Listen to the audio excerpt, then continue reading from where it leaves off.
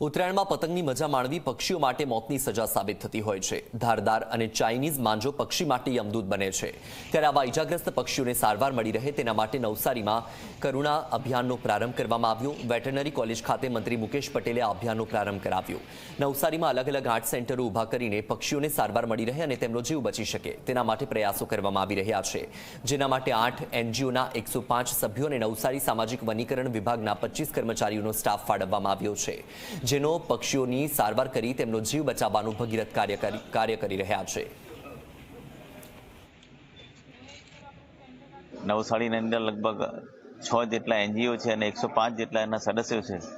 ગત વર્ષે આ જ કરુણા અભિયાન થકી નવસારીના આ તમામ એનજીઓએ લગભગ 162 જેટલા પક્ષીઓના જીવ બચાવ્યા છે।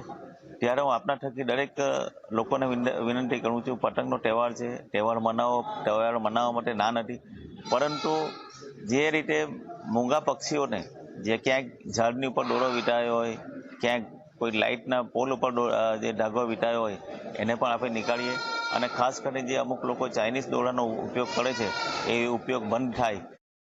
અલગ અલગ જગ્યાએ 9 રેસ્ક્યુ સેન્ટર કલેક્શન સેન્ટરનું અરેન્જમેન્ટ કરવામાં આવ્યું છે અને સારવાર કેન્દ્રોની વ્યવસ્થા કરવામાં આવી છે। આ વર્ષે નવસારી દ્વારા કુલ 8 એનજીઓ સાથે મળીને 8 કલેક્શન સેન્ટર તથા 4 સારવાર સેન્ટરની વ્યવસ્થા કરવામાં આવી છે, જે અંતર્ગત 105 સભ્યો તથા 25 જણનો સ્ટાફ આ કામગીરી કરવાનો છે।